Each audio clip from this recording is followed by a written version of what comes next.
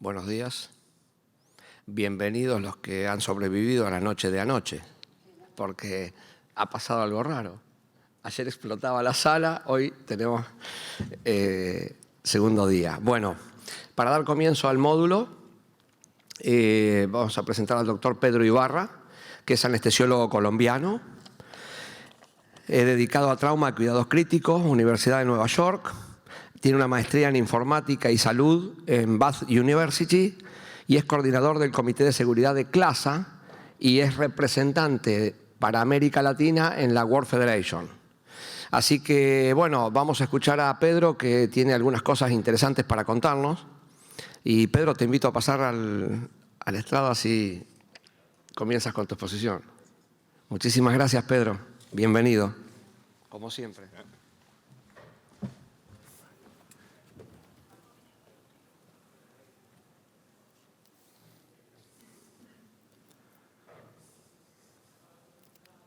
Buenos días. Es un placer estar acá en Argentina y en este foro, ¿sí? Y compartir con el doctor Dini y con el doctor Perel.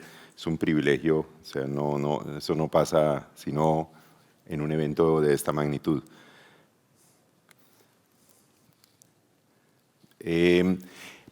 Cuando estábamos en las preparaciones con el doctor Dini, hicimos un pequeño cambio. No voy a hablar de mediciones dinámicas, sino que dado que el doctor Perel, pues ayer habló algunas cosas, el doctor Dini también de variaciones dinámicas, entonces voy a hablar, me enfoqué mejor en un tema que que no estaba claramente desarrollado, entonces en los otros foros, entonces es cuál y cuánto fluido administrar.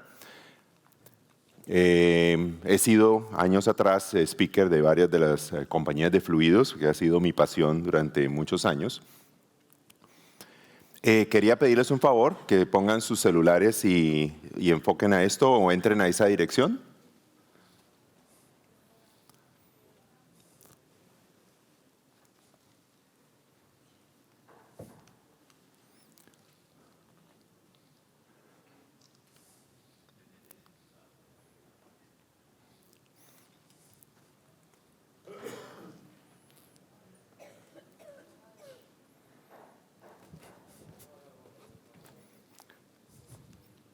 ¿Ya todos están sintonizados? Entonces, esta primera pregunta, sí, quería a ver que la contesten. ¿Es mejor, este enunciado, es mejor tener un edema pulmonar que una falla renal? Que es algo que nos han enseñado pues, en alguna época en residencia con respecto a la divergencia que podemos tener de aproximación de fluidos con medicina interna. Entonces, ¿es mejor tener un edema pulmonar que una falla renal? ¿Sí o no? Hay 8 personas que han votado, 15, 16, 17, 18, 19, 20, 22,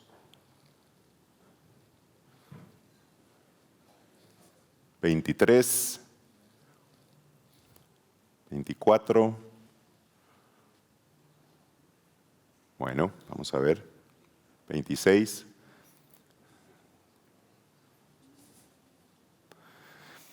La mayoría opinan que no, pero está casi la mitad y mitad. Es mejor tener un edema pulmonar que una falla renal. Segundo ítem.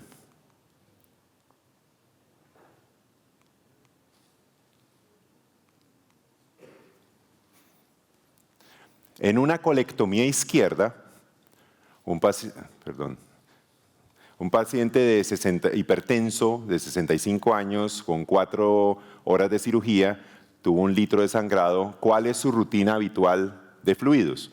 Administrar 4 litros de solución salina o lactato de Ringer más 1 o 2 unidades de glóbulos rojos, o 2 litros de solución salina o lactato de Ringer más 1 o 2 unidades de glóbulos rojos, 2 litros de lactato del Ringer más 1 litro de coloide, 2 litros de solución salina más 1 litro de coloide, o 6 litros de solución salina o lactato Ringer.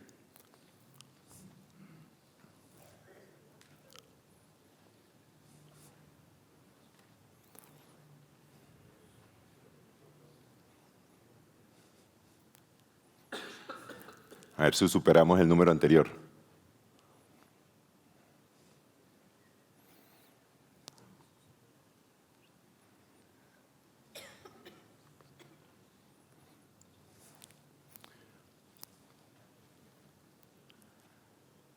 30, 30, 30.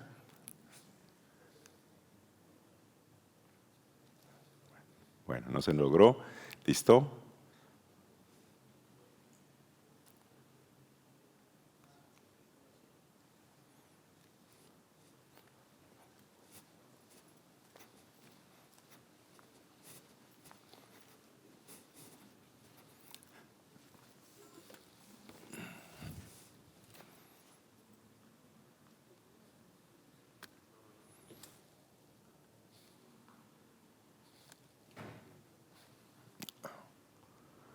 Aquí quedó, la principal fue C, fue la que mandó más. ¿Qué? C, D, sí, 2 litros de lactato Ringer más 1 litro de coloide. Ahora esta, otra.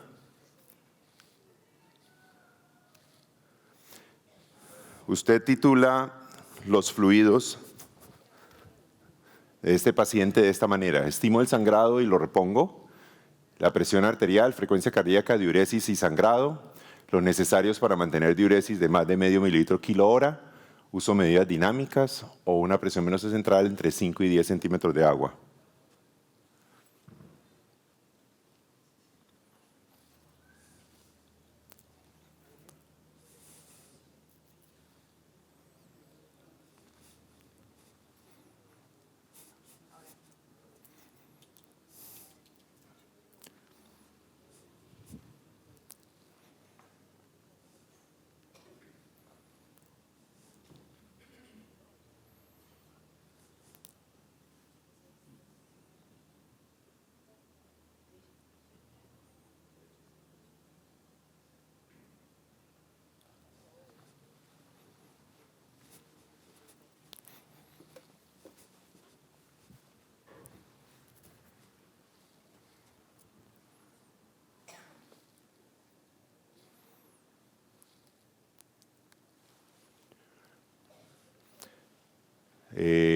Presión arterial, frecuencia cardíaca, diuresis y uso de medidas dinámicas de la segunda.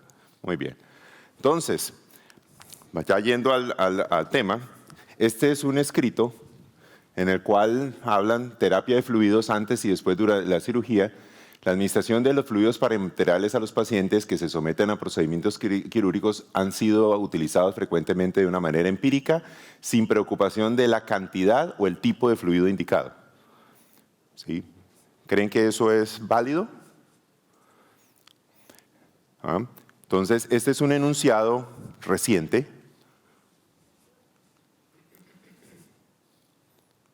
¿Qué pasa? ¿Estoy muy lejos o qué? Es un enunciado reciente. Observen de qué año es. Enero de 1942, Anesthesiology. O sea, asombrosamente, 80 años después, seguimos teniendo una situación compleja donde la heterogeneidad que tenemos nosotros con respecto a la administración de fluidos es descomunal. O sea, seguimos haciéndolo de una manera bastante empírica. Entonces voy a centrarme en estos 5 artículos que valen la pena, que son artículos recientes que se han publicado, que digamos nos ponen un poco en sintonía con el tema que queremos desarrollar. Entonces estos primeros son de ¿cuánto? Este trabajo de Shin en el año 2018 es muy interesante, es hecho en los hospitales de Harvard, en el Mass General, en el cual hacen un registro de manera secuencial de todos los pacientes que les dan anestesia durante un lapso de 5 o 6 años y registran de manera sistemática todos los fluidos que administraron. Entonces, todos los fluidos quedan registrados en el sistema electrónico, o sea, las bombas de infusión están conectadas al sistema de registro electrónico y se mide cuántos líquidos se les administró intraoperatorio hasta UCPA. En 92,000 pacientes de todo tipo de índoles, de manera secuencial. Eso excluyen algunos pacientes de corazón, los pacientes de trasplante hepático, los pacientes que tienen eventos respiratorios antes de iniciar la cirugía y demás, para efectos de eliminarlos del impacto de esto. Y dividen la información dividen estos 92.000 pacientes en quintiles, es decir, los pacientes que del grupo del 20% que reciben el mínimo, los que siguen en 20% de fluidos, tercer 20%, cuarto 20% y el extremo superior de administración de fluidos 20%. Entonces lo dividen en esos quintiles. Entonces, mire, son 19.000 pacientes en el quintil 1, ¿sí? Los reparten más o menos iguales. Observen lo que ocurre con la mortalidad y respecto a la administración de fluidos. Los pacientes del quintil más bajo, es decir, los del menor administración de fluidos, tuvieron una tendencia a aumento de los desenlaces de mortalidad y los del quintil 2 quedaron como el mínimo y contra este se comparan y observamos que los del quintil superior también tienen un aumento de la mortalidad. Es decir, en el extremo inferior, los que le dieron muy poco, ¿sí?, que es menos de 900 mililitros en todo el proceso de quirúrgico, de anestésico, pues, y en el grupo que recibieron más de 3 litros, en esos dos extremos tuvimos aumento de la mortalidad. Con respecto a las complicaciones respiratorias, cuando vamos al primer enunciado que les mencionaba, que muchos de nosotros nos enseñaron nuestros profesores de anestesia, que es que los internistas son muy tacaños, entonces ellos por proteger el pulmón, entonces no le dan fluidos, entonces tenemos problemas renales, entonces démosle más bien más fluidos que la morbilidad pulmonar la podemos manejar, en cambio la morbilidad renal es mucho más grave. Entonces observen lo que ocurre. Con las complicaciones respiratorias pasa exactamente lo predecible. En la medida en la cual le administramos más fluidos en el quintil superior, tienen un aumento de la morbilidad respiratoria. Y por el otro lado, ¿qué le pasa a esta vaina? Por el otro lado están las complicaciones renales. Entonces vemos acá las complicaciones renales que los pacientes del quintil inferior tienen un aumento de tasa de complicaciones renales. Pero, ojo, también los del quintil superior tienen disfunción renal. O sea, entonces, nuevamente vemos que tiene una forma de U. De estancia, el único quintil que se asoció con aumento de la estancia fue el quintil superior. Entonces esto nos lleva a una observación pragmática, porque creo que de las cosas importantes de los eventos como este es que nosotros saquemos algo práctico para llevar a casa. Entonces, de manera práctica es evidente que los que están administrando menos de 900 mililitros durante todo el proceso quirúrgico, ¿sí?, se asocia con un aumento de la disfunción renal. Pero los que administran más de 3 litros, más de 2,5 litros, se asocian con aumento de la estancia, aumento de la mortalidad, entonces claramente no es bueno. Y con respecto a los costos del hospital, lo mismo. En el quintil superior son los únicos que se asocian a exceso de costos de hospital. Entonces, ¿qué podemos sacar de este papel? ¿Sí? Con 90.000 pacientes de una población completamente heterogénea, ¿ven?, para que refleja la práctica que podemos tener. Nosotros no todos hacemos colon todos los días, ¿sí?, o hacemos cirugías de cadera, ¿sí?, hacemos varices, legrados, caderas, histerectomías, demás. Observamos que eso es lo que ocurre. En la medida en la cual le damos más fluido a los pacientes, vamos a tener un aumento de la mortalidad y morbilidad respiratoria, y si nos quedamos muy cortos, podemos aumento de la morbilidad renal. Pero más interesante es este trabajo que se ha reproducido en otros, o sea, este no es el único, hay varios grandes que han mostrado algo similar. Cuando analizan los proveedores de anestesia en los hospitales del Mass General, que son 390 entre anestesiólogos y CRNAs y residentes, se observa una cosa asombrosa.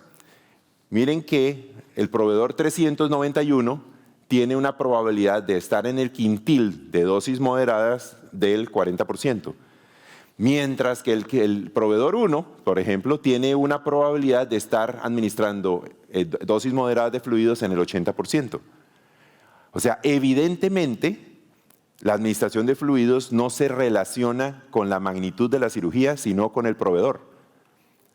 O sea, el enunciado que les manifesté de 1942 es completamente vigente en un hospital nada más ni nada menos que es el Massachusetts General Hospital, que es uno de los hospitales de referencia del planeta, de Harvard Medical School. Y allá, en ese hospital, tienen una variación descomunal de la administración de fluidos. Es asombroso. ¿Qué puede ser de nosotros? Pues algo similar, ¿no? Este segundo trabajo es publicado el año pasado, de Miles, con 3.000 pacientes que le autorizan. Esto es el grupo australiano que ha hecho una serie de trabajos colaborativos fantásticos. Entonces le autorizan 1.500 y 1.500 de pacientes, en los cuales, como el concepto de un esquema racional de fluidos, ¿sí?, ha venido caminando desde el año 2003, que Birgit Brandstrup, una cirujana danesa, publicó un trabajo demostrando el impacto adverso de la administración generosa de fluidos, utilizaron este esquema. Ahora bien, hay un problema fundamental, es asombroso, que se haga este esfuerzo tan grande con un error tan grave en su diseño y concepción. Los esquemas restrictivos o los ensayos restrictivos que se han hecho de fluidos, comillas restrictivos, se enfocan en mantener la normovolemia. Y la normovolemia en estos ensayos se han hecho con el trabajo de Brandstrup y otros similares es mantener el peso neutro. Entonces los pacientes los pesan. Si el paciente gana peso, si gana más de 1 kilo, el paciente está en exceso de fluidos. Ese es más o menos el esquema, 1 kilo, 2 kilos. ¿Ven? Esa es una opción. La otra opción es utilizar mediciones objetivas, Goal Directed Therapy. Entonces pueden usar, o ya sea variación sistólica de la presión, o pueden usar variación del gasto, etcétera, para efectos de evaluar la normovolemia. Interesantemente, en este trabajo que utilizaron el concepto de restrictivo y no, utilizaron un esquema de colegio. Démosle 5 mililitros por kilo de inducción más 5 mililitros por kilo por hora intraoperatorio y reemplazamos la sangre 1:1 con coloide y en el postoperatorio 1.5 mililitros por kilo y si baja la presión le damos vasopresor. Y acá 10 mililitros por kilo, 8 mililitros por kilo por hora y lo mismo, pero más fluidos que vasopresor para manejar la hipotensión. Es un esquema bastante escuelero, diría yo. Es triste que se haya hecho esfuerzo con ese esquema tan rudimentario. ¿Por qué? Porque esto no se compadece con los trabajos en los cuales se ha trabajado de mantener normovolemia, ya sea de manera objetiva con el peso o ya sea con mediciones dinámicas de algún tipo. Es asombroso.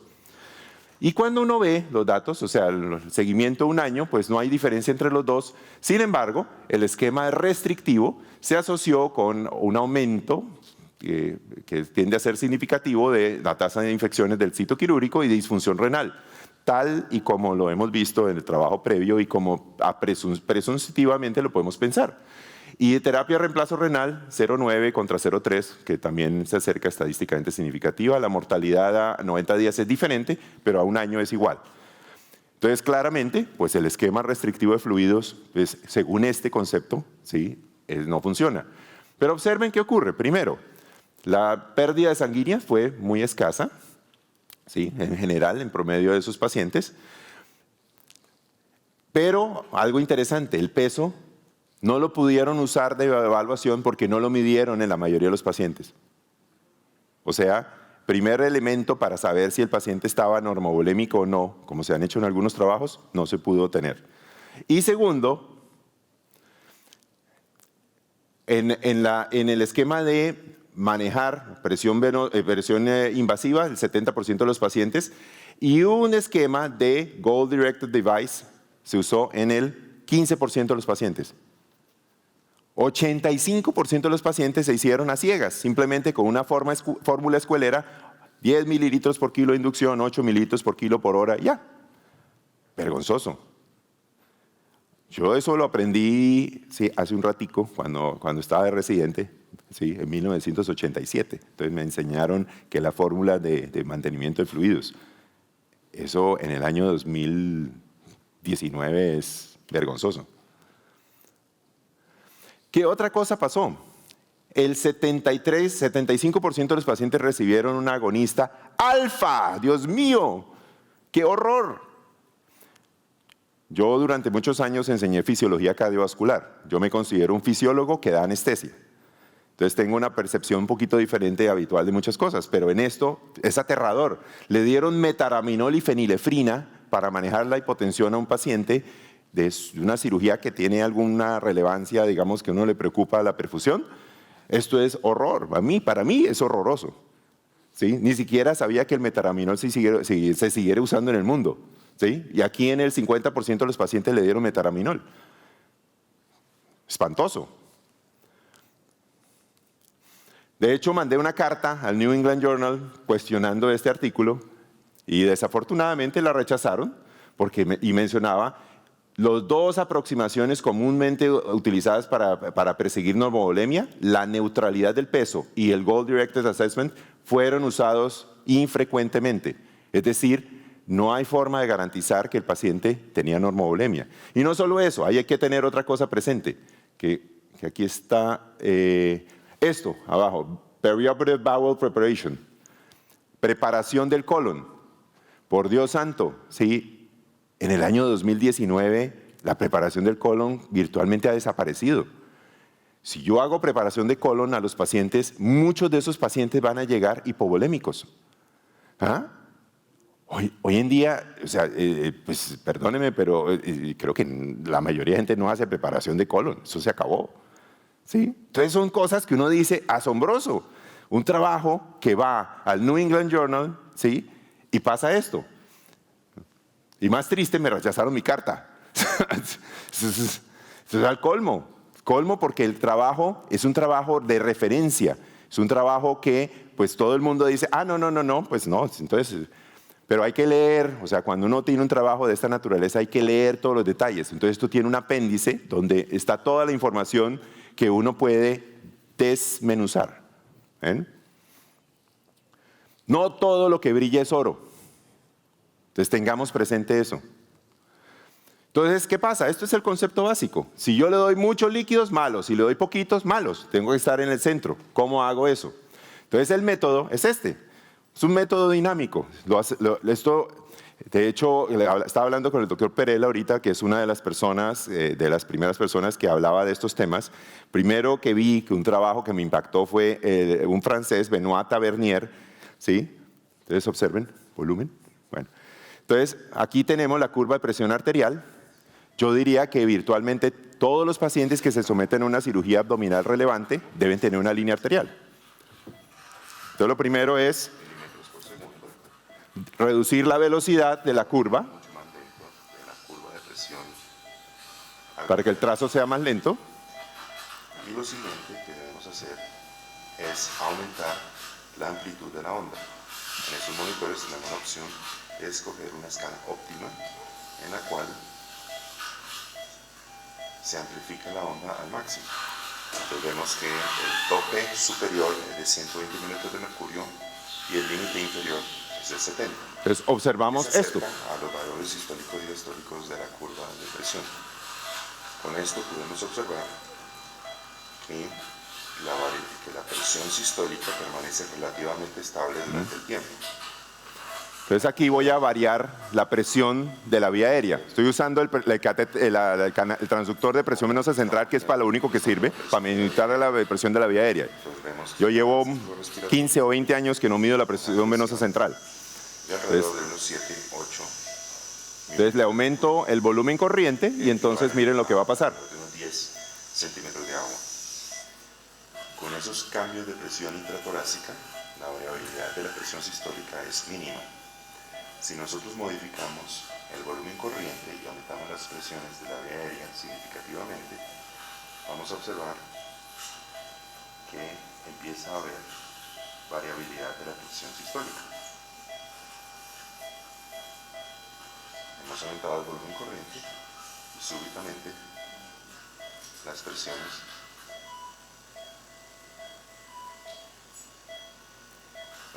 de la vía aérea aumentaron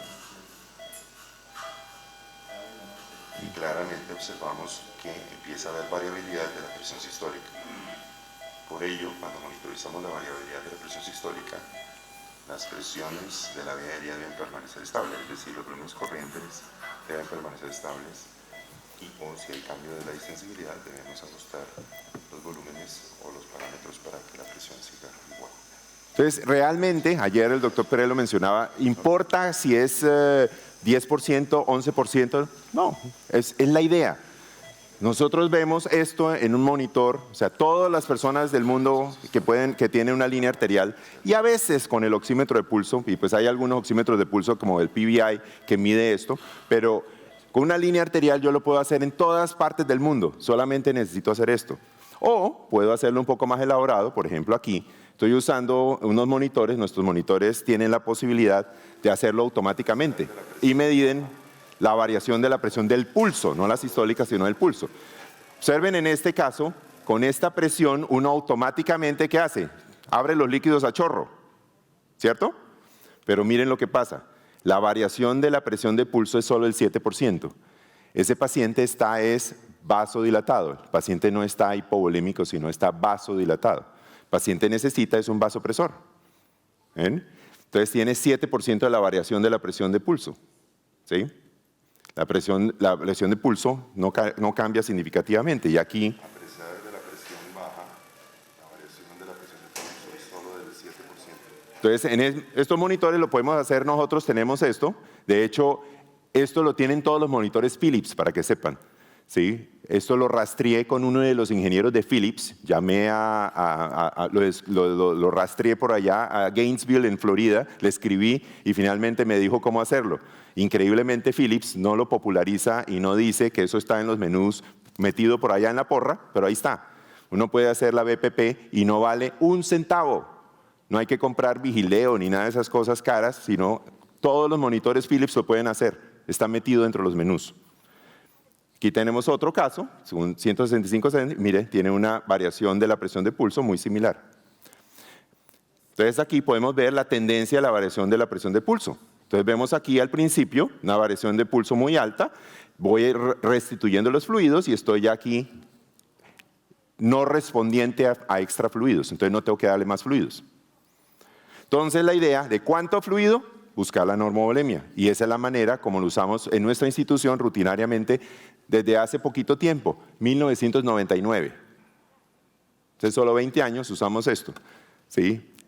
Como gran logro en nuestra institución, logramos que todo el mundo se le olvidara de que existe la presión venosa central, incluyendo los intensivistas, hace 6 años. Pero anestesia lo viene usando desde 1999. ¿Cuál fluido? Entonces están estos trabajos. Este primero son trabajos interesantes porque no son aleatorizados, sino son cohortes observacionales. Entonces este de SELF es en pacientes que no son críticos, ¿sí? Que llegaron a urgencias y que son no críticos, son hospitalizados y observan 13,000 pacientes. Y comparan los pacientes, les dan a unos pacientes, les dan soluciones balanceadas que llaman o Plasma Light, que solamente es el 5% de los pacientes, o lactato de Ringer el 95% de los pacientes, contra los pacientes que les dan solución salina. Y observamos que, ¿sí? Con respecto a los datos en general, ¿sí?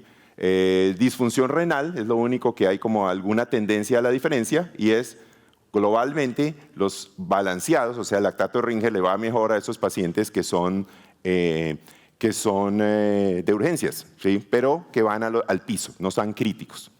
¿Sí? Entonces les va mejor, para el punto de vista renal, les va mejor con los líquidos, con el lactato de Ringer.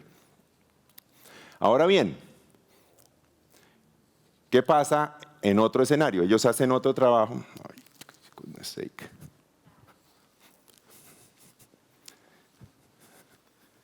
Este remoto, Dios mío.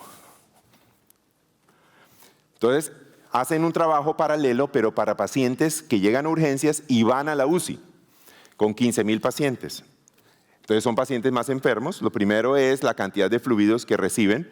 Esto me gusta mucho porque en nuestra institución tradicionalmente, años atrás, tendíamos a tener dosis masivas de fluidos. Miren que acumulados a los 7 días podían poder balances positivos de 2 litros.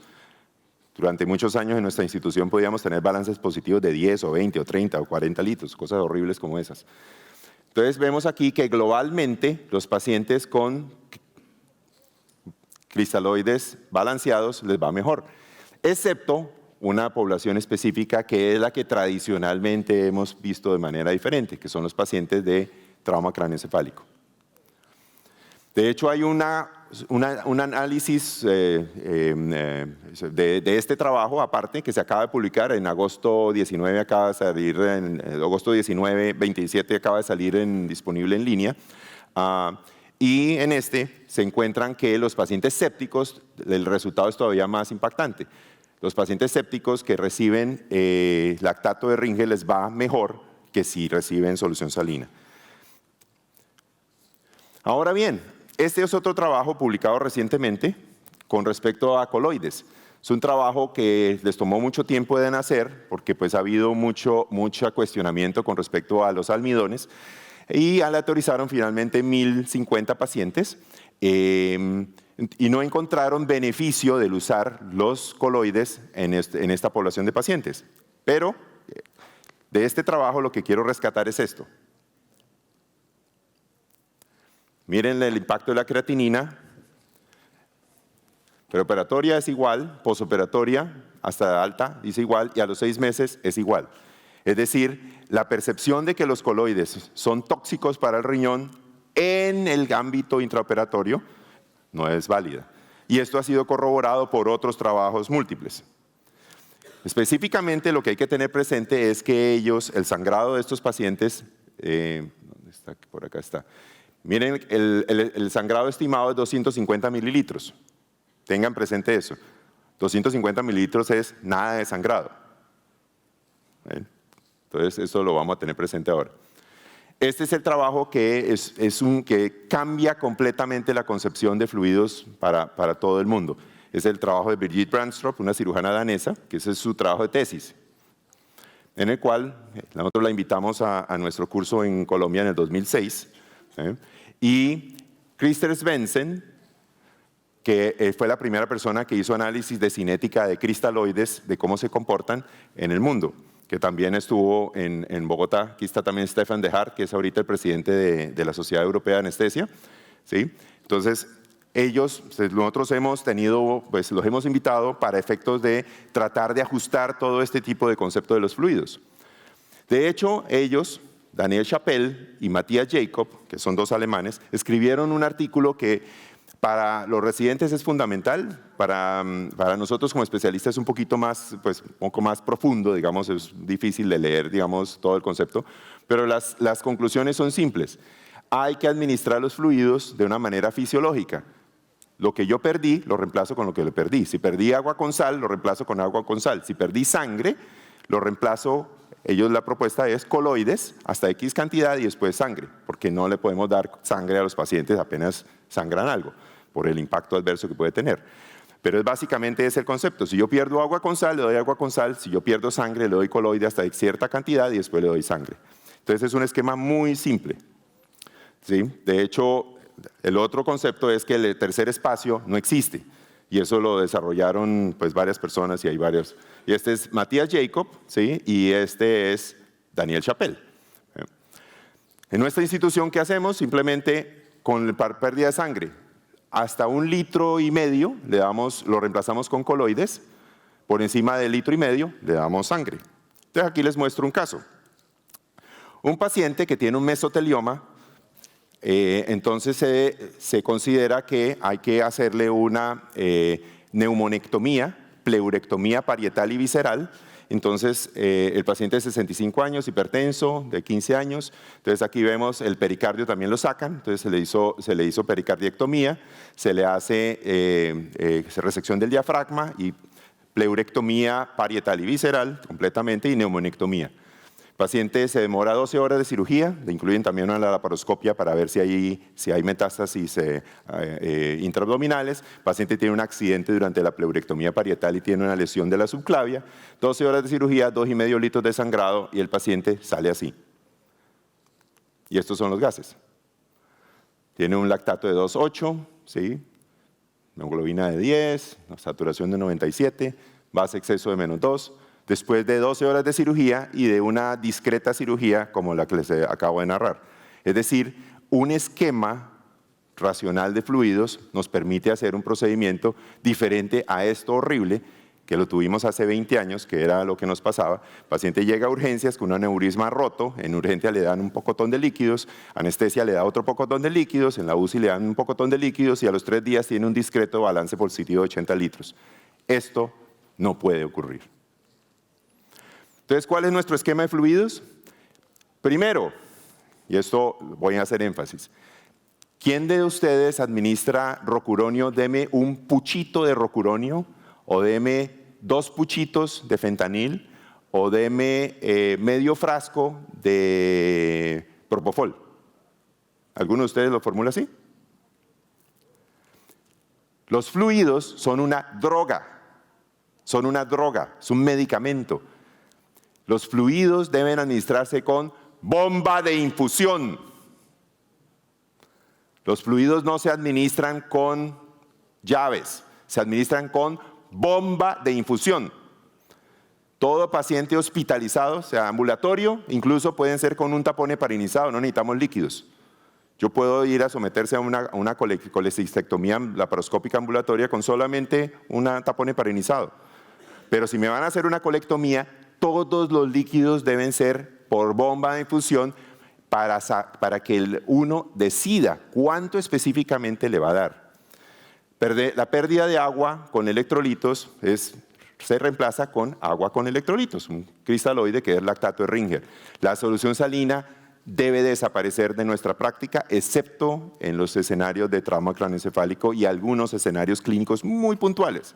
De resto, debe desaparecer. Esto está escrito, hay un trabajo de un alemán, Scheingraber, de por allá de hace 20 años, que mostraba esto incluso en histerectomías con 1,5 litros de salina.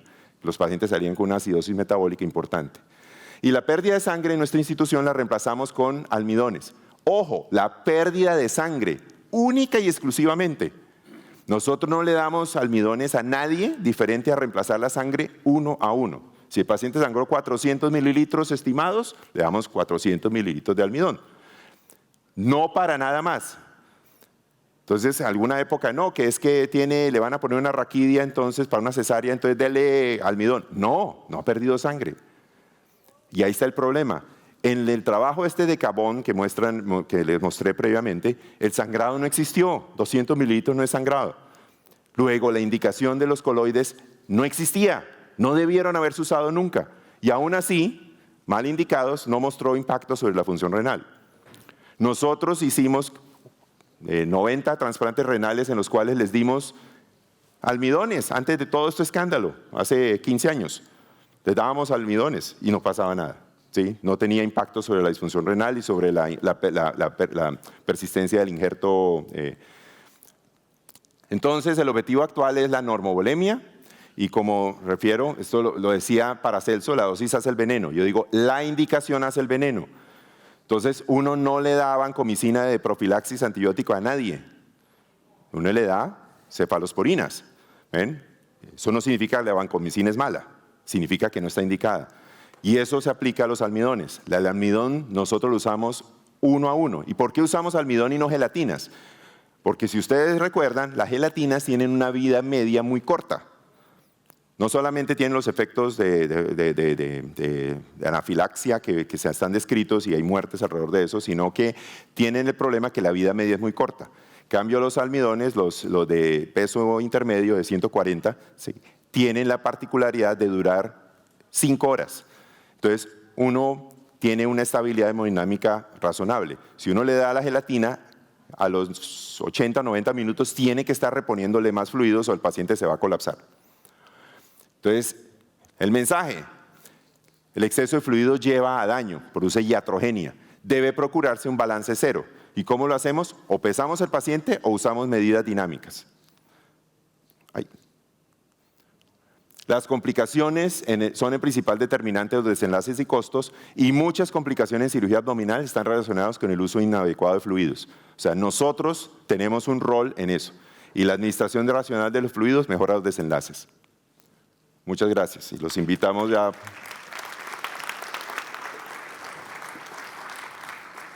Es la docencia que nos hace.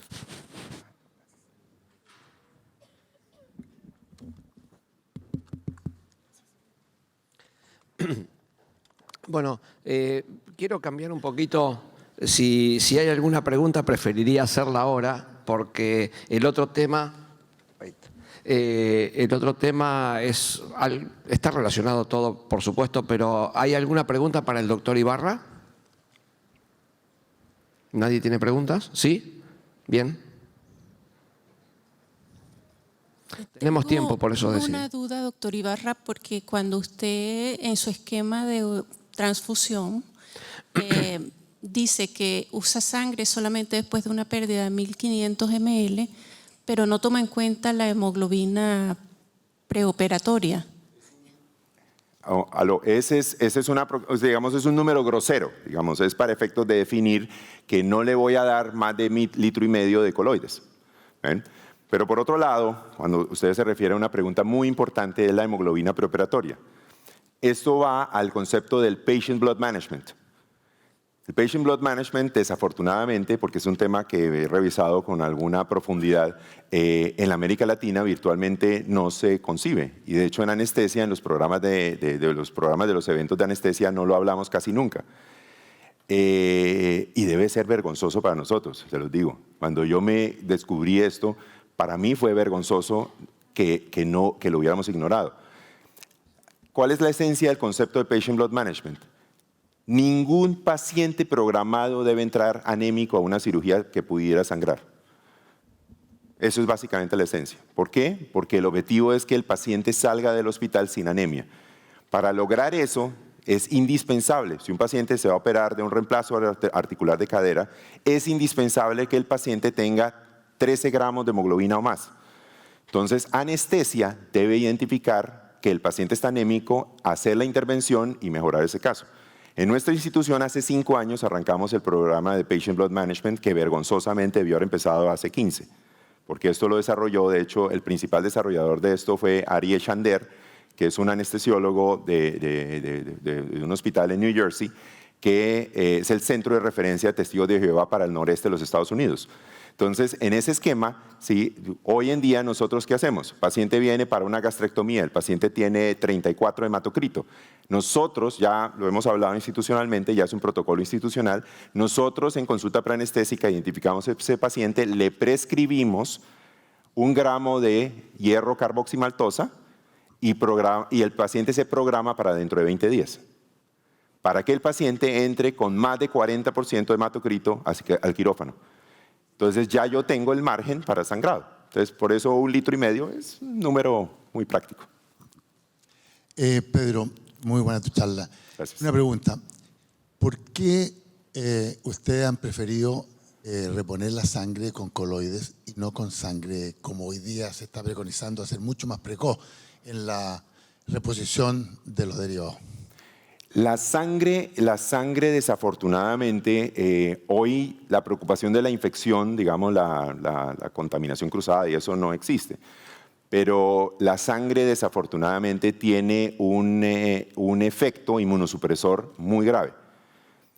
¿Sí? Entonces los pacientes que tienen administración de sangre, uno les produce inmunosupresión, les aumenta la tasa de infecciones, aumenta la probabilidad de recidiva en cáncer. De hecho, yo pues, comparto, digamos, con los testigos de Jehová. De hecho, hace 25 años di aneurismas de aorta para testigos de Jehová. La transfusión innecesaria es algo que yo creo que de pronto en las vidas, todavía de pronto no, pero para los jóvenes van a haber condenas por la transfusión pobremente indicada de transfusión sanguínea. ¿Por qué? Porque el aumento de la recidiva de cáncer es real, aumento de la tasa de infecciones, aumento de la tasa hospitalaria, aumento de las complicaciones de toda índole. Entonces la sangre debe evitarse a toda costa. Ahora bien, si el sangrado ya es importante, ya toca utilizar una aproximación agresiva para esa transfusión para minimizar. En nuestra institución, en el año 2007, introdujimos un esquema de transfusión masiva, pragmático, digamos, que llamamos hemorragia masiva, más o menos 2 litros. Entonces ahí somos agresivos de implementar el esquema de trauma para esto. Y pudimos reducir el uso total de productos sanguíneos por instancia de hemorragia masiva en una cosa significativa. Entonces, si antes en un paciente usábamos un promedio, si en los pacientes que sangraban masivamente usábamos un promedio de 20 unidades de grupo, de todo, de plasma, plaquetas y todo, hoy en día estamos usando 14. ¿Por qué? Porque lo hacemos muy precozmente, pero únicamente cuando el sangrado es de esa magnitud, de 2 litros. Entonces, hay que evitar la sangre hoy en día a toda costa, ¿sí? Y una de las estrategias es implementar en la institución un esquema de Patient Blood Management. En nuestros eventos que hacemos, de hecho, busqué por toda América Latina y solo encontré un colega brasilero que tiene implementado Patient Blood Management en su sitio. De resto, en América Latina no encontré nada más. Y da pena. De hecho, el esquema de Patient Blood Management fue adoptado por el sistema de bancos sanguíneos en Australia en el año 2010. Da pena. Por allá hay otra pregunta. Perdón, buen día. Una duda. Tengo un paciente de 80 años con una fractura de cadera, 27 de hematocrito. Y obviamente hay que operarlo. ¿Cuál es la conducta? En ese paciente nosotros, pues, en ese paciente que entra ya anémico, o sea, la única indicación para mí de los catéteres centrales hoy en día es saber la saturación venosa. Entonces, a ese paciente muy probablemente voy a arrancar a darle transfusión en el momento en el cual la extracción arteriovenosa se me empieza a aumentar. Idealmente siempre evitar la transfusión. De hecho, hay un estudio grande de Carson, publicado en New England Journal con un seguimiento de alrededor de 3.000 pacientes en los cuales en fractura de cadera le disparan a mantenerlos con hematocrito 25 versus hematocrito 30 y les hacen seguimiento 3 meses y no hay diferencia. Es decir, si mi paciente está alrededor de 25, 22, 25 hematocrito y lo dejo así, le va igual que si le pongo esto. Y si sumo suficientes pacientes, alrededor de 3% de incremento de probabilidad de infecciones. Si yo tengo 100 pacientes que transfundo de fractura de cadera, tengo un 3% de infecciones en exceso por la transfusión per se. Entonces, todo lo que yo haga para evitar la transfusión es crucial, porque tiene un impacto adverso real sobre los pacientes. ¿Cuánto tiempo espera para entrar ese paciente en quirófano? Bueno. Vamos a lo de cadera. Entonces, en cadera nosotros somos muy agresivos. Nosotros, de hecho, íbamos a participar en el estudio de McMaster que se llama el Hip Attack, que es un estudio en el cual la idea es convertir la fractura de cadera en una emergencia como una apendicectomía. Nosotros tenemos que el 50% de nuestros pacientes, el promedio entre la fractura, que llega paciente fracturado y se opera, es de 22 horas. ¿Sí? Nosotros, el 23% de nuestras fracturas de cadera se operan antes de 6 horas. ¿Sí? Somos muy, muy agresivos, o sea, anestesia virtualmente no cancela nada. O sea, nosotros pasamos pacientes con apixaban a cirugía. ¿Todos entran con hematocrito bajo? Con hematocrito bajo o lo que sea, nosotros los pasamos y lo hacemos. Y tenemos unos desenlaces muy, muy positivos. Estamos esperando, este año se acaba ya se acabó la recolección de pacientes de Hip Attack y deben salir los resultados. Y dentro de no mucho vamos a tener el esquema, o sea, hoy en día, por lo menos en el Reino Unido, 48 horas es el tiempo que se acepta para tolerar que se pueda operar una fractura de cadera. Más de 48 horas se considera auditable y hay que buscar quién es el culpable. ¿Sí? Aunque no en todos los países se ha hecho. De hecho, en Israel hicieron un ensayo para esto y no encontraron el impacto positivo de esto, pero en Inglaterra es estándar. 48 horas, ¿sí? Si pasa eso, la lleva. O sea que no tenemos que obligar a los clínicos que les pongan un hematocrito como para entrarnos de ninguna manera. Nosotros, digamos en Colombia, lo de medicina transfusional no existe como tal. O sea, medicina transfusional la hacemos nosotros. Sí, los hematólogos contestan, evalúan los pacientes con hemofilia de factor 8, 9, ese tipo de cosas, pero no tiene nada que ver con las transfusiones en nuestro hospital.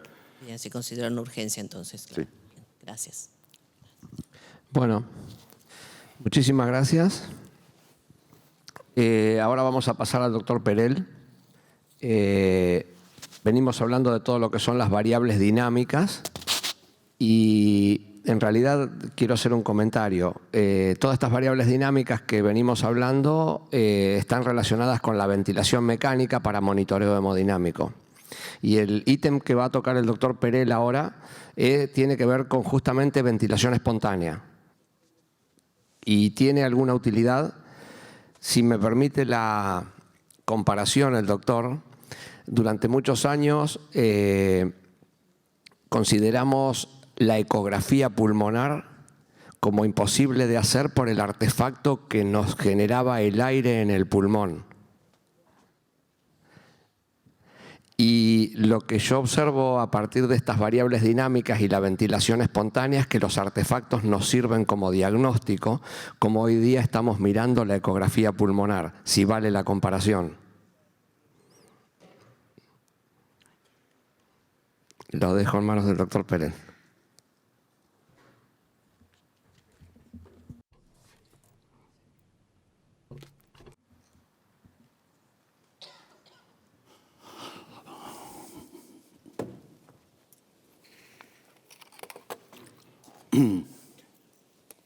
Thank you.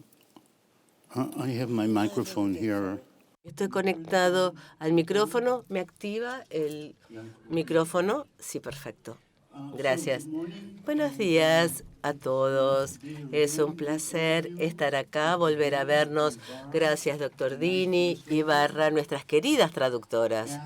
Y voy a ser amable porque espero, la verdad, no frustrarlos. Y Dini, usted hablaba del el ultrasonido. Espero no frustrarlo, pero el tema es tan importante porque todos se sintieron tan entusiasmados respecto de los parámetros dinámicos que es fundamental aclarar cuál es el significado y cuál es el valor que conllevan los parámetros dinámicos en ese paciente que respira espontáneamente, conflictos de interés. Soy consultor y orador para Massimo Incorporated. Bueno, todos ya sabemos qué son los parámetros dinámicos. Créanme que llevo años y años para que todos entendieran el concepto y empezaran a utilizar estos parámetros dinámicos. Y yo creo que hoy hay muchos que de hecho abusan, le dan demasiada importancia al número, ¿no? Entonces conocemos la variación de la sistólica, también del volumen minuto, la PBI, el índice PBI, la PPB, y el doctor Ibarra ha mencionado algunos de estos parámetros. No obstante, yo no voy a hablar de su valor para predecir la respuesta a fluidos, sino que voy a hablar de sus limitaciones, y las limitaciones son que no pueden ser utilizados de manera confiable cuando mi paciente respira espontáneamente. Acá vemos algunos estudios. Este estudio de Canezón analizaron cuántos pacientes en el hospital, en cuántos podríamos utilizar parámetros dinámicos de manera confiable. Es un quirófano muy activo, 39%, porque han hecho anestesia general y demás. Pero en estos 3 estudios, las terapias intensivas de Francia, donde se pueden utilizar la variación del pulso de manera confiable, fue un 1-2%, porque está en el soporte ventilatorio parcial. Entonces, a veces necesitaban un esfuerzo de la inspiración y el volumen corriente tan bajo y los otros parámetros que conocemos sobre los parámetros dinámicos. Por lo tanto, este es un trabajo publicado años atrás y el autor fue mi fellow, después fue a los Estados Unidos y organizó un estudio donde le sacaron sangre y después les retransfundieron sangre. Y en ventilación mecánica hay un aumento muy importante en la variación de la presión sistólica al extraer sangre, y al retransfundir este parámetro se normaliza. Ahora, en un paciente que respira de manera espontánea, este parámetro no es tan claro. y de alguna manera la variación de la presión sistólica fue objeto de ataque. 10 años después, otro ataque, esta vez de Baker y Jean-Louis Vincent, y ellos referían y trataron de demostrar que la variación de la presión pulsátil, los cambios del índice cardíaco después de una transfusión, y que de hecho hay mínima relación en ese paciente que respira de manera espontánea. Aún la relación entre la capilar pulmonar y el índice cardíaco delta fue mejor en un paciente que respira de manera espontánea. Eventualmente cambiaron su opinión sobre los parámetros dinámicos, pero bueno, los parámetros dinámicos están ahí, pero en un paciente que respira de manera espontánea no me sirven.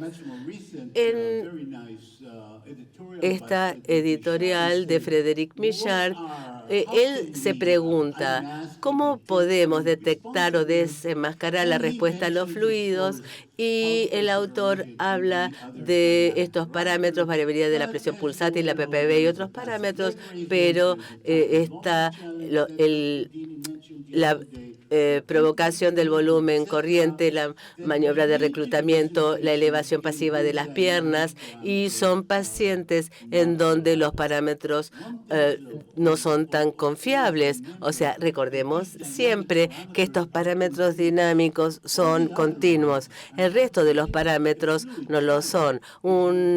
Dar fluidos no es algo continuo. Entonces, cuando uno ve autores que comparan parámetros entre sí, recordemos que los parámetros continuos tienen una enorme ventaja respecto de un parámetro que es intermitente. No le vamos a levantar las piernas de manera pasiva en todo momento, es algo intermitente. Bien, entonces los parámetros dinámicos, y el profesor Ibarra habló del monitor Philips, ¿no? Los parámetros dinámicos hoy se pueden medir en muchas pantallas, muchos monitores, y se visualizan los números. Ahora, el monitor es tonto, el monitor ni sabe si el paciente está conectado a un respirador o no.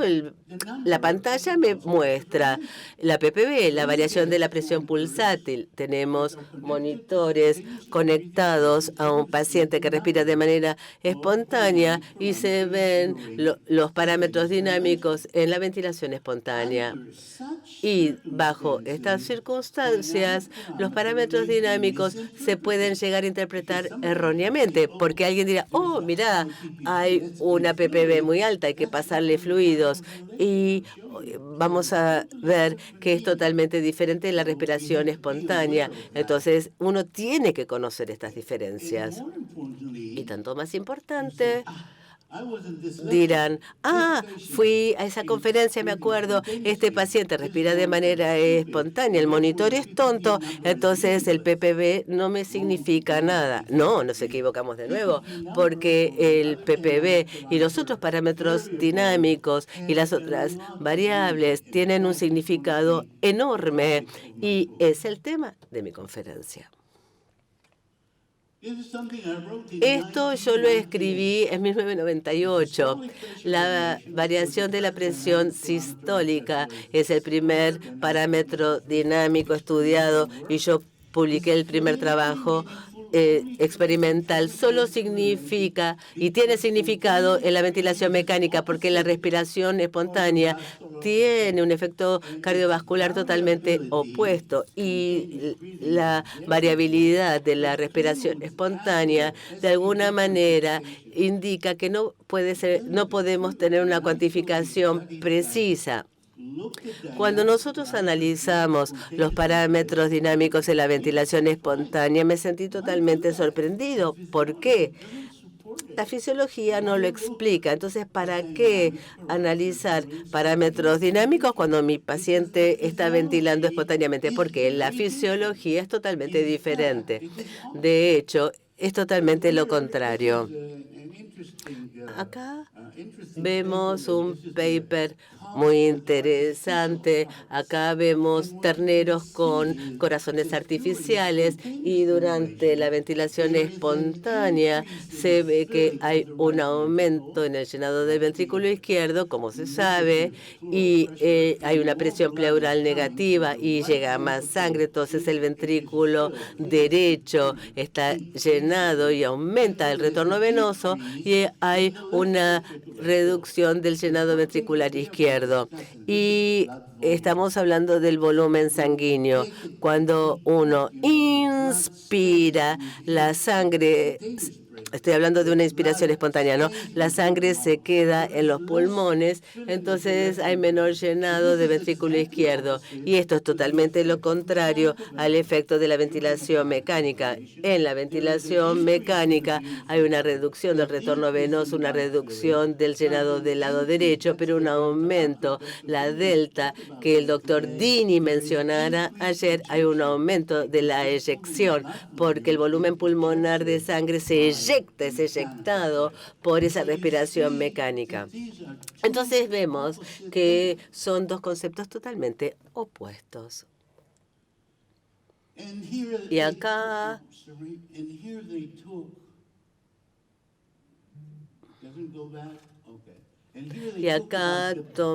se refieren a los efectos hemodinámicos beneficiosos de la respiración espontánea porque aumentan el retorno venoso.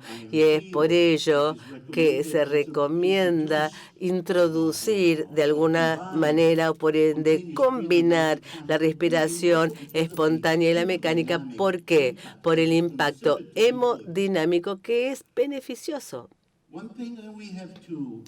Otro concepto que tenemos que recordar es que los efectos hemodinámicos de la respiración espontánea no son constantes y dependen del volumen corriente y el esfuerzo de la respiración y la frecuencia respiratoria. No respiramos espontáneamente como el respirador me ventila mecánicamente. Hay variabilidad en cómo respiramos.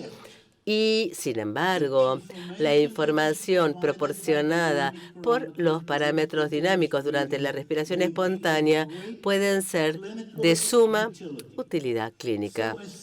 Entonces, quiero resumir, o quise, mejor dicho, resumir estos conceptos en este paper.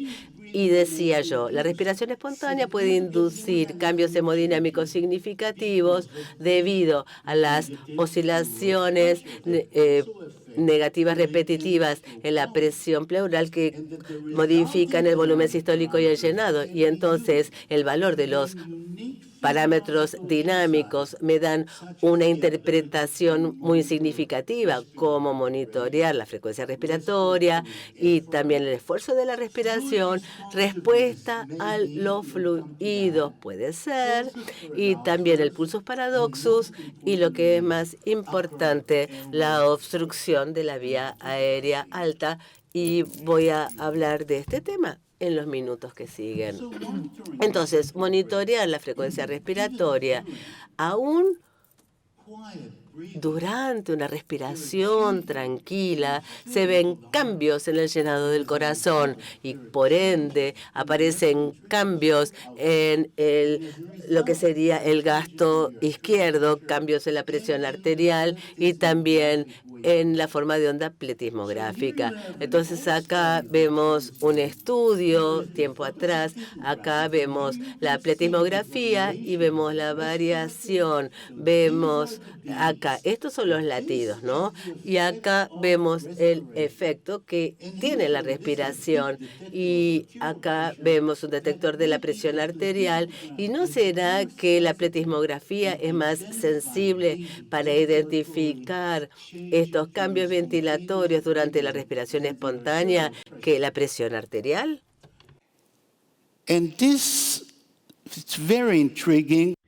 Esto es sumamente intrigante. Debo confesar que no lo entiendo acabadamente, sigo pensándolo. La señal pletismográfica de la respiración es más acentuada durante la respiración espontánea comparada con la presión arterial. ¿Por qué? Porque la presión pleural negativa hace que el volumen de sangre del lado venoso disminuya significativamente. O sea, nosotros vemos estas variaciones más en la pletismografía que en la presión arterial, aunque también se ven en la presión arterial. Pero aquí observen esto, cómo disminuye aquí con la presión. Y aquí, ¿qué observan? Vemos los cambios que ocurren en el trazado pletismográfico. Este es un grupo muy bueno de Suecia que han publicado a través de los años muchísimo y han demostrado que uno puede medir la frecuencia respiratoria mirando simplemente las variaciones de la pletismografía y ellos entonces miran las señales y entonces esta es la frecuencia respiratoria. Y esto se puede usar. Este es un trabajo donde le pusieron oximetría de pulso a neonatos en su casa y pudieron medir la frecuencia respiratoria de los bebés. Y aquí es un trabajo reciente que demuestra la frecuencia respiratoria medida por la oximetría de pulso y comparada con la que mide la capnografía. O sea que podemos medir la frecuencia respiratoria en un paciente que respira espontáneamente simplemente con estas fluctuaciones. Este es mi teléfono, que lo tengo conectado con mi oxímetro de pulso y ustedes pueden ver que mide mi frecuencia respiratoria. Esto es extremadamente importante, porque medir la frecuencia respiratoria lleva tiempo, es tedioso, y está este trabajo de Londres, demostró, de un hospital escuela de Londres, demostró que es imprecisa la medición. Y esto es muy importante, que la frecuencia respiratoria es uno de los signos vitales olvidados, abandonados. Hay mucha información en monitorear la frecuencia respiratoria. Por ejemplo, aquí tenemos evidencia emergente que los primeros días postquirúrgicos tienen mayor riesgo. Imagínense si pudiéramos medir la frecuencia respiratoria de manera no invasiva en todos los pacientes en el postoperatorio, quizás podemos prevenir muchas muertes que se deben, por ejemplo, a depresión por opiáceos. Y ustedes saben que cuando el paciente está con opiáceos se levanta y se cae y deja de respirar, o no se da cuenta de lo que hace, o identificar sepsis en el piso. Un paciente, por ejemplo, con una frecuencia respiratoria de más de 22, esto es justamente uno de los parámetros que debe prendernos la lamparita, de que quizá este paciente se está poniendo séptico. Bien, esta es la cuestión que el profesor Ibarra me dijo que lo obsesiona. Yo tengo muchos comentarios para hacerle a cosas que dijo doctor Ibarra, pero me quiero concentrar ahora primero en mi tema. Pero hoy a las 12:30 en el simposio de Máximo, yo voy a hablar mucho sobre el oxígeno, sangre y fluidos en forma restrictiva o liberal. Ok, la respuesta a los fluidos. ¿Qué pasa? Aquí comenzó todo. Este es un estudio realizado en 1967, vean bien. Lo que el doctor Kohn demostró acá es que sí hay una variación en un paciente que respira en forma espontánea que está hipovolémico. A esto le llamó pulsus paradoxus, una disminución de la presión sistólica superior a 10 milímetros de mercurio durante la fase inspiratoria. Y aquí él demuestra que después de dar 500 mililitros de dextrano, uno puede ver que estas variaciones cambian. Bueno, esta justamente es la base para llegar a pensar que la variación respiratoria y la presión arterial pueden reflejar hipovolemia en pacientes que respiran espontáneamente. Bueno, y él dice, mientras que el pulsus paradoxus es un fenómeno clínico de múltiples causas, su presencia en un paciente con hipotensión severa o shock, en ausencia de congestión venosa, debe ser aceptada como evidencia presuntiva de depresión del volumen sanguíneo o de hipovolemia sanguínea. Pero, ¿cuál es el conocimiento fisiológico por detrás de esto? Que cuando estamos hipovolémicos, ¿qué sucede? Tenemos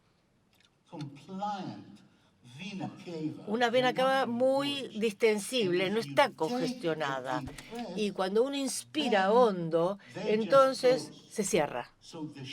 Entonces, ese cierre rápido, esa disminución del volumen sistólico en la hipovolemia se debe justamente al cierre de la vena cava durante esa inspiración espontánea. Y esto es una respuesta fisiológica y la explicación fisiológica.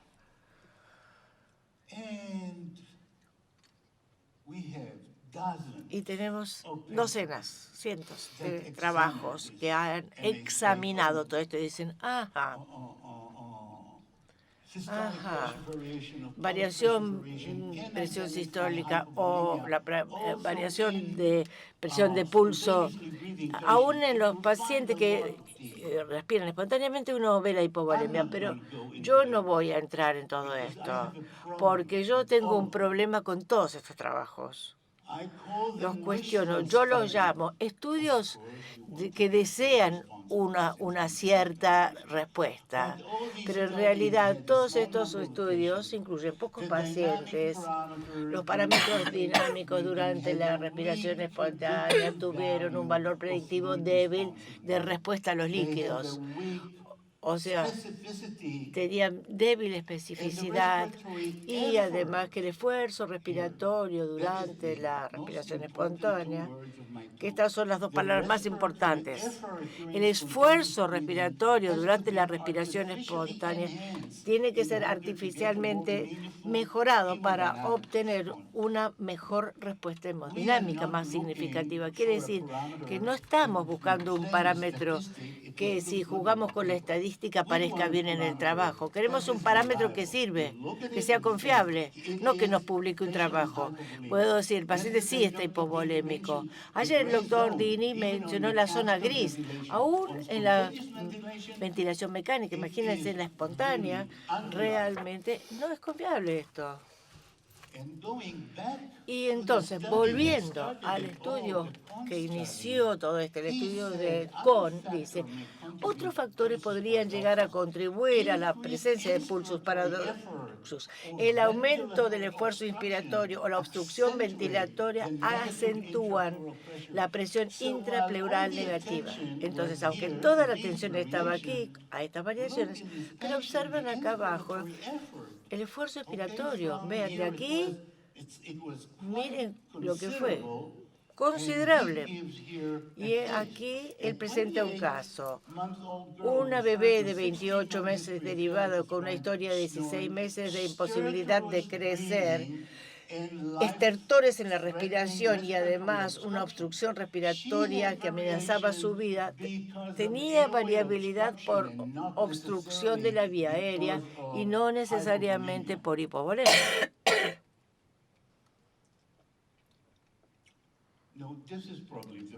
Probablemente esto sea lo más importante que quiero decir. Uno escucha tanto hablar de los parámetros dinámicos, uno dice 11%, 13%, 15%, pero uno siempre tiene que recordar proceso. Hay un estímulo y hay una respuesta al estímulo. El estímulo tiene que estar estandarizado. Y como ya les dije, el estímulo de una inspiración mecánica es completamente diferente que el estímulo de una respiración espontánea. Por eso uno no puede aceptar que sean iguales las respuestas, no son iguales. Entonces, lo mismo quiero hablar del estímulo, justamente. ¿Qué es un volumen corriente de 12 o de 4?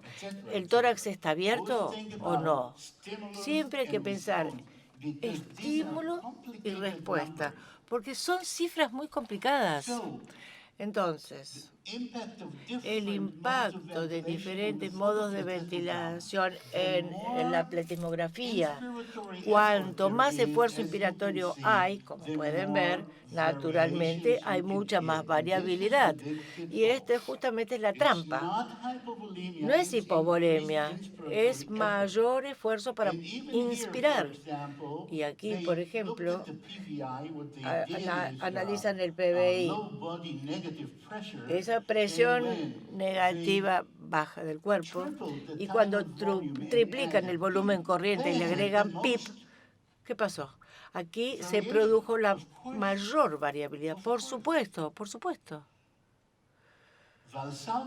La maniobra de Valsalva, aquí tenemos otro estímulo. Uno le cambia a la presión a la vía aérea y uno observa cuál es la respuesta hemodinámica. Y en este paciente, por supuesto, no está respondiendo a líquidos, y este otro es normal, y ustedes pueden ver cómo cambia la presión arterial, o sea, la relación entre la presión arterial y la respuesta hemodinámica están ahí.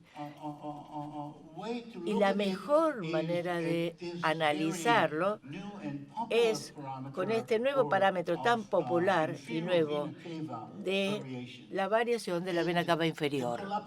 Y la colapsabilidad de la vena cava muchas veces se usa para ver la respuesta a los líquidos en sujetos que están respirando espontáneamente. Esto es sumamente promisorio.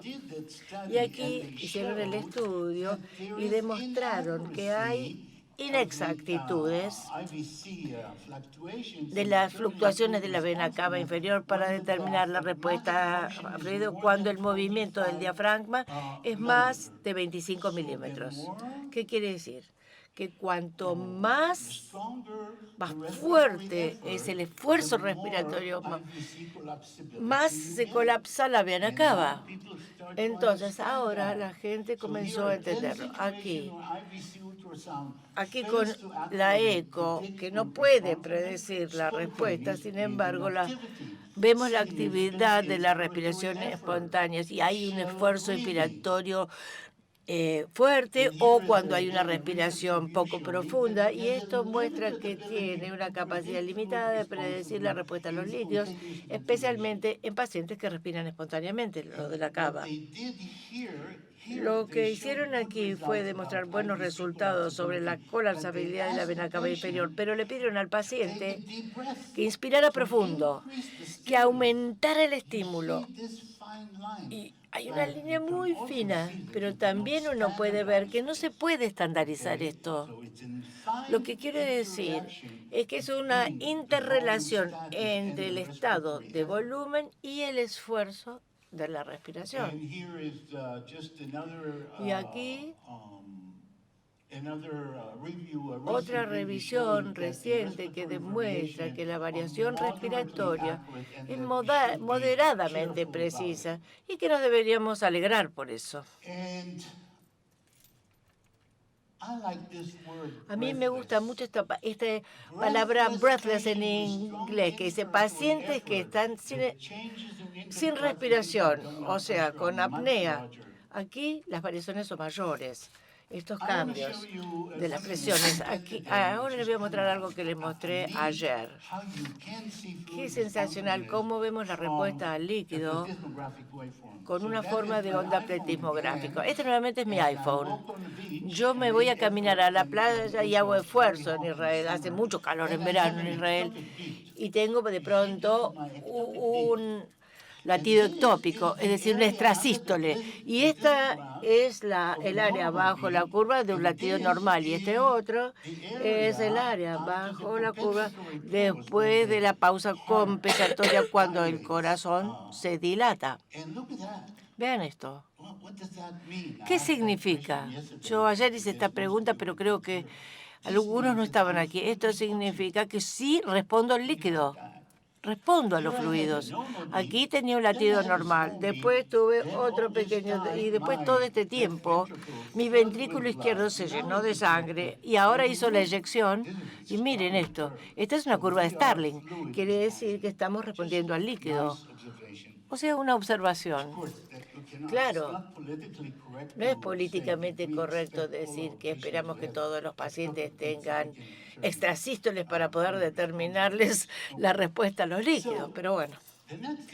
El siguiente es el esfuerzo inspiratorio mayor. Esta es una señora de 70 años después de la cirugía y llega a la unidad posanestesia y la veo, la PACU. Aquí vemos la pletismografía. La miro bien. Ustedes ya saben que la pletismografía es un parámetro blando que tiene muchos artefactos, pero esto no es un artefacto. ¿Qué es? Esta paciente es la presión, esto es la presión arterial.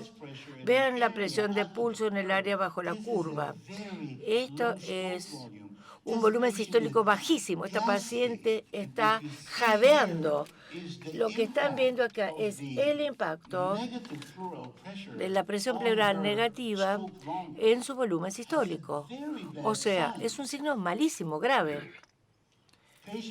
La paciente inmediatamente fue reintubada.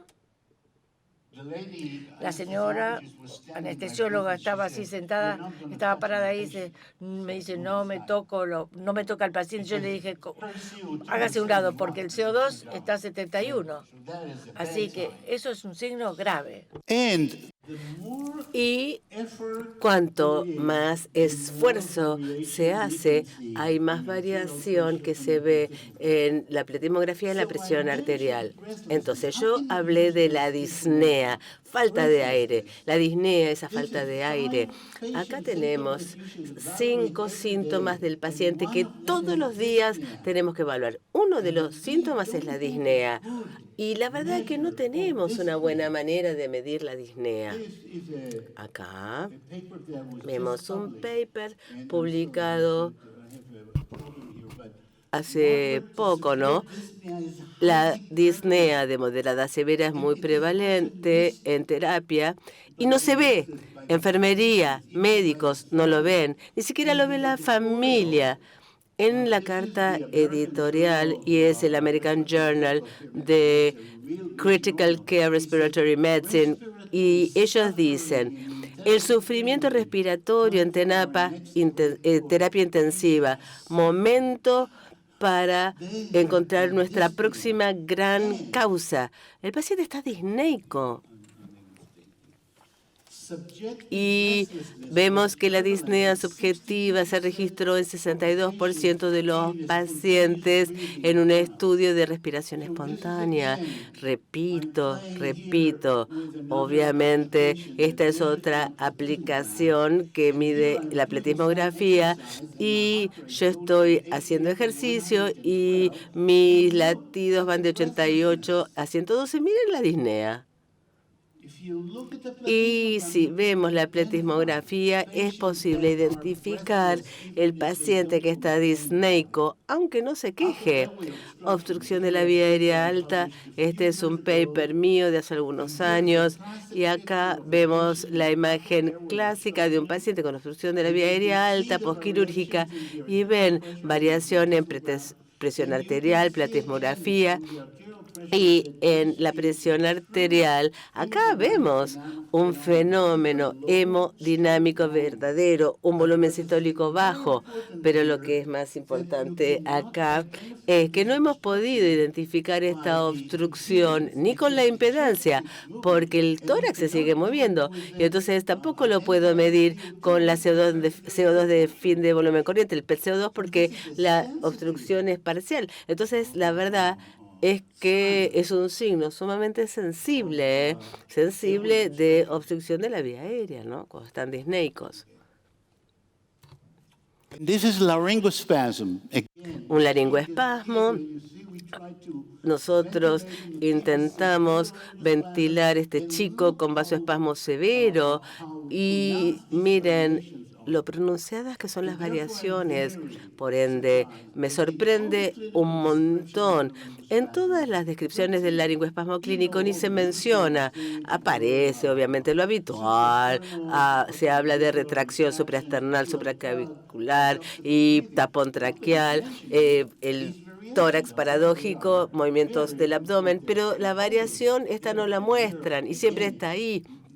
Repito, en ningún texto vi en la descriptiva del laringoespasmo hablan siquiera de las variaciones en la forma de onda pletismográfica, ni la mencionan. Seguimos avanzando. Bueno, después de que escribiera el paper en anestesia y analgesia, este trabajo fue acompañado por una editorial y ellos decían que lo que yo estaba haciendo era el uso off-label del monitor pletismográfico. Como usaron la medicación off-label, entonces yo era como que usaba el pletismógrafo de manera off-label, de una manera liberal, para identificar la obstrucción de la vía aérea. La verdad, yo solía decir en la PACU y le decía a la enfermera, vaya a la cama 15, vea, el paciente está roncando y por el mero hecho de roncar, o sea, la verdad que esto es sumamente sensible y se hacen estudios de polisomnografía. Yo fui a los laboratorios del sueño. ¿Ustedes utilizan la pletismografía para diagnosticar? ¿Tienen el dispositivo? ¿Tienen el programa? Y dice, algo de pletismografía había. Y en realidad apareció el trazado pletismográfico y la gente del laboratorio del sueño ni lo sabía. Ustedes miran todos los parámetros, flujo, esto, todo lo demás, pero yo solo con el pletismógrafo les diré si el paciente está obstruido o no. Y hay dispositivos domiciliarios para identificar apnea obstructiva del sueño. Hay aparatos, ¿no?, que se pueden usar en el hogar que miden la forma de onda pletismográfica.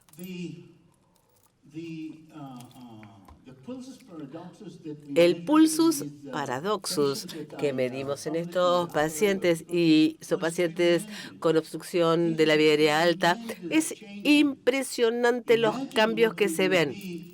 Imagínense lo que puede pasar en un paciente que desarrolla edema pulmonar postobstrucción. Impresionante.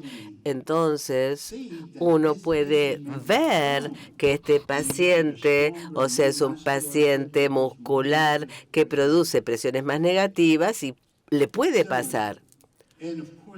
Por supuesto, las causas primarias de morbilidad asociadas con sedación y analgesia es la depresión respiratoria y la obstrucción de la vía aérea.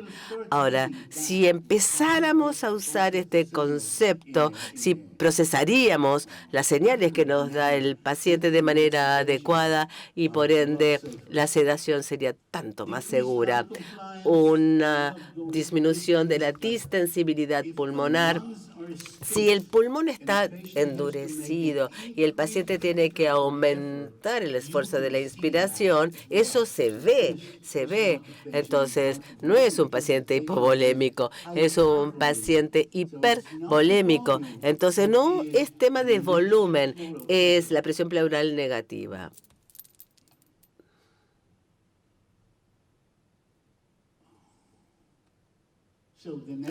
Bien.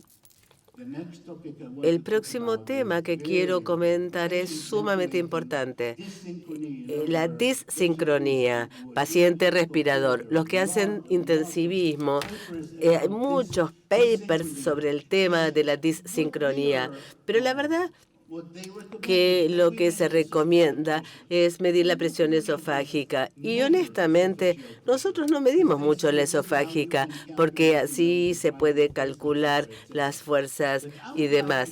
No obstante, les quisiera mostrar, y acá, repito, hablan de la disincronías periódicamente, o sea, que activan lo que serían variaciones de la presión negativa. Y acá vemos el cambio de la presión negativa, una caída de la CVP, la presión esofágica y la pletismografía, ¿dónde la ponen? Porque cuando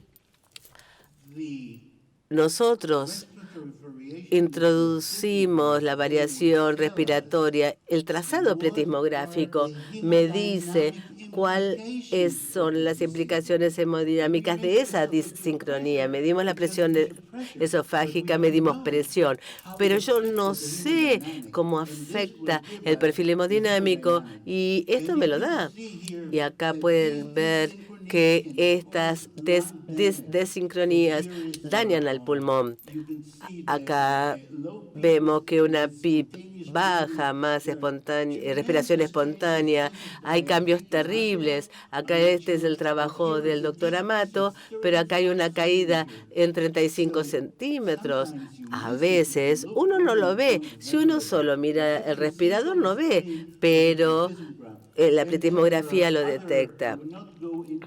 No voy a entrar en todas las disincronías, pero la verdad que les quiero mencionar algunos temas importantes. Miren, esto es muy importante, se publicó hace poco y los autores describen el doble ciclado, el disparador espontáneo y todo lo demás, y ellos mencionan el impacto hemodinámico, pero lo único que refieren que fue verdaderamente frustrante es que los parámetros dinámicos no son confiables cuando el paciente tiene una disincronía en la ventilación mecánica. Obvio, por el esfuerzo espontáneo de la respiración, pero hay más información que pueden obtener respecto de la severidad de la disincronía y el impacto hemodinámico. Entonces, los valores significativos de parámetros dinámicos como el PBI alertarán al médico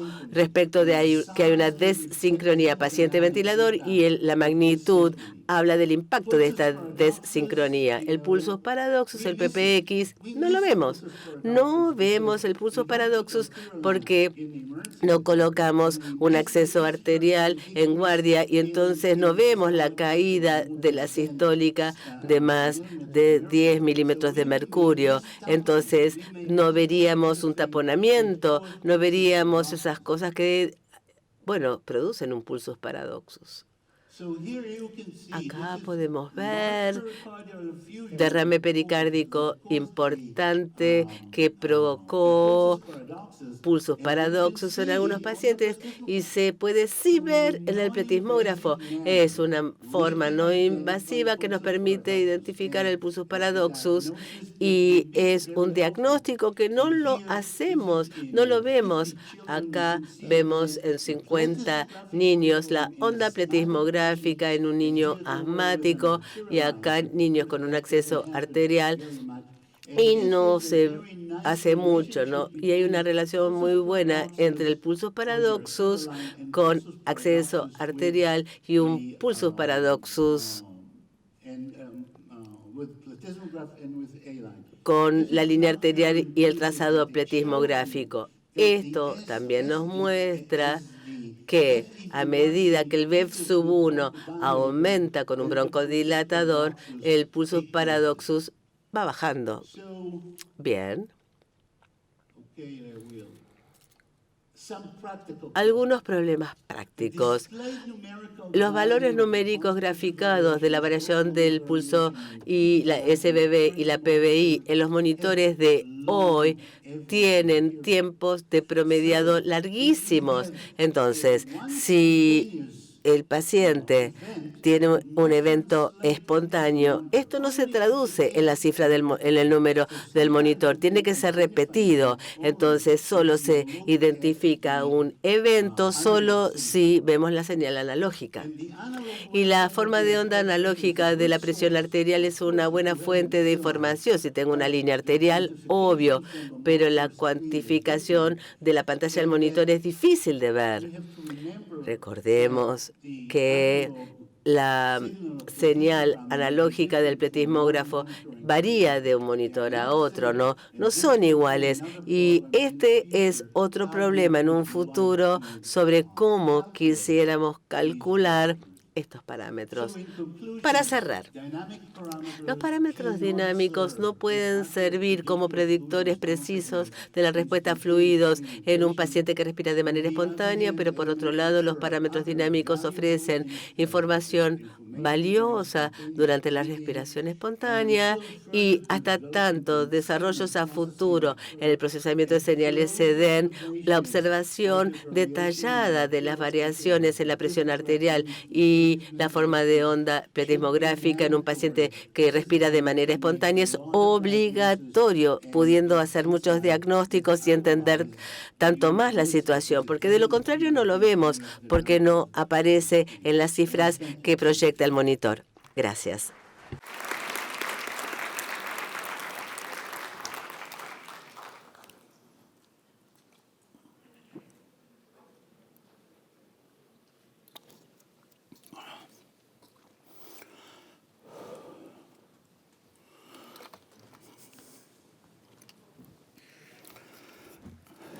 Bueno, ¿tenemos alguna pregunta para el doctor Perel?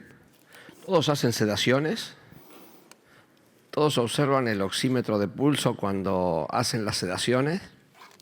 ¿Hacen endoscopías?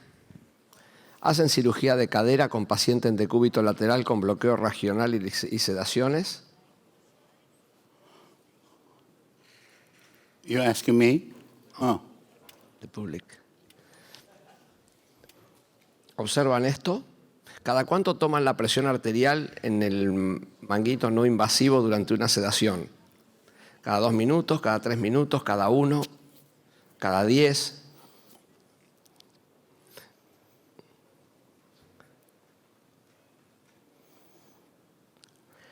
Me llamó la atención una cosa, que yo uso sistemáticamente la impedancia torácica.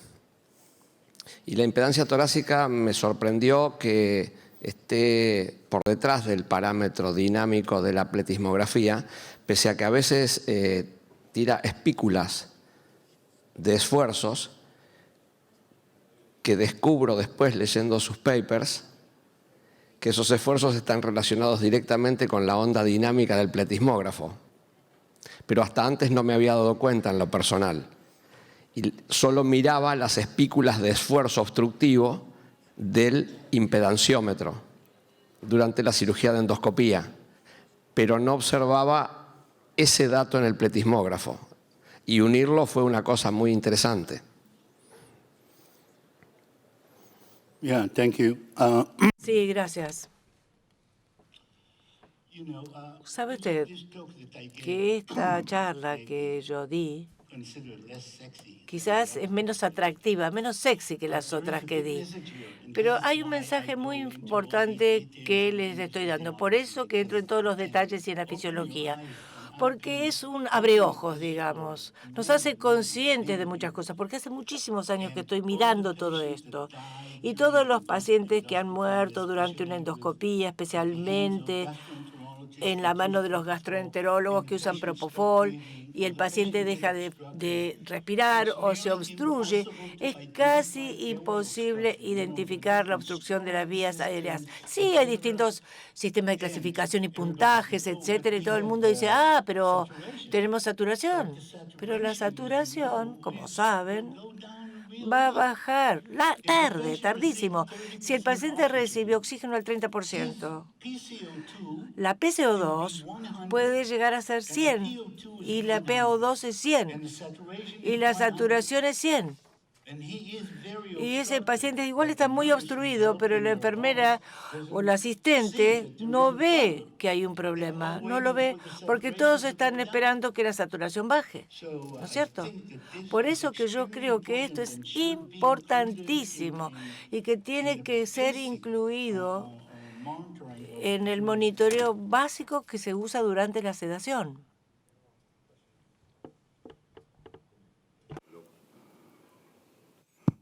Comentario.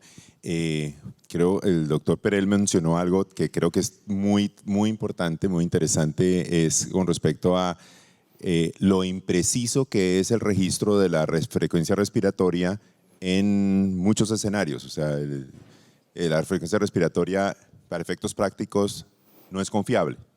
Nada de lo que tiene uno de los registros es confiable. Hace unos años estuve en un foro de tecnologías y hacían un análisis de centenas de miles de casos en un hospital donde tienen vigilancia electrónica bastante importante.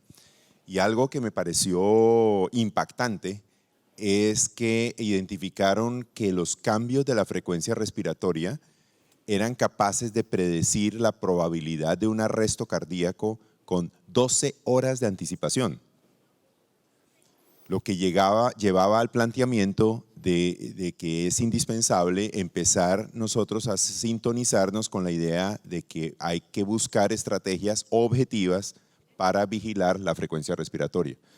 Y me parece muy interesante que pueda empezar a haber oxímetros de pulso, que son pues fáciles, baratos y universalmente disponibles para efectos de poder empezar a identificar esto, porque es un predictor. Vieron nomás lo del Quick SOFA, que es una de las aproximaciones simples para identificar el CIRS. La frecuencia respiratoria es un parámetro que nosotros trivializamos, pero que tiene una capacidad de predicción impresionante. Sí, justamente, si me permite, hay como 3 capas distintas acá. Tenemos la saturación, por un lado, desde ya tenemos la frecuencia respiratoria, pero repito, nos falta la obstrucción, porque la frecuencia respiratoria sí va a seguir midiendo, aunque la glotis esté obstruida, y justamente ahí es donde aparece la variabilidad. Y si las tomamos las 3 combinadas, entonces sí podemos tener algo más seguro para un paciente sedado, digo.